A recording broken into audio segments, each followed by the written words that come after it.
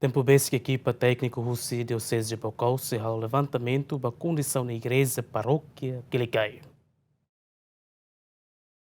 Condição na atual Igreja Paróquia Santa Teresinha do Menino Jesus Quelicai, Diocese Baucau, de dar nem lá seguro também mensado a tomono. Também Diocese Baucau, li husi bispo Diocese Baucau, Dom Leandro Maria Alves, e a tempo para se arruca Equipa Téknica husi Diocese Baucau nien, atu bahalo levantamento de processo ba reabilitação. Dom Leandro Maria Alves observa direita na condição na Igreja Paróquia Quelicai nien, nebe Raimono fameaça tebes basrani no amulo lexira, bem ir a celebra missa e a tempo domingo no Loron Santo Santa Siranian. Quando va visita ba ordenação ba hare doni kono ba kondisaun ida nebe maka ita hare den kondisaun nebe maka dia doni.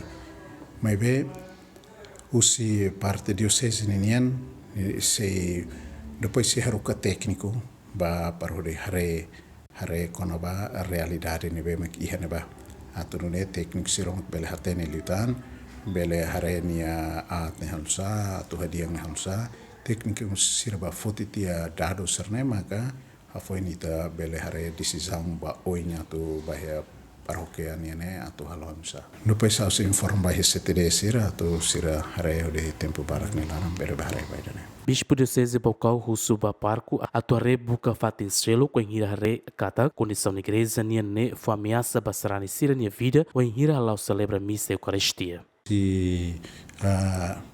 Dados que a realidade do levantamento não vemos ser foto nem mais mas quando o de hare remoto buat não vemos dia que vai a paróquia Quelicai né ida nem kita hein reabilitação ita beledehan kata ida ne hare te husi resultado ida ne de mesmo precisa teve satu den halo reabilitação urgente que ou tuir passo não vemos atu halo tuir né ita se remeto com ele halo ida ne. Ter observação jornalista e terreno no Takata, a rai começa mono no moro proteção mos da dau nem na feira rotona, onde foi ameaça ba igreja bele mono benira tempo uden. Enquanto é tempo domingo continua a celebração missa e a igreja laran. Feliciano Venâncio Belo, Giemen.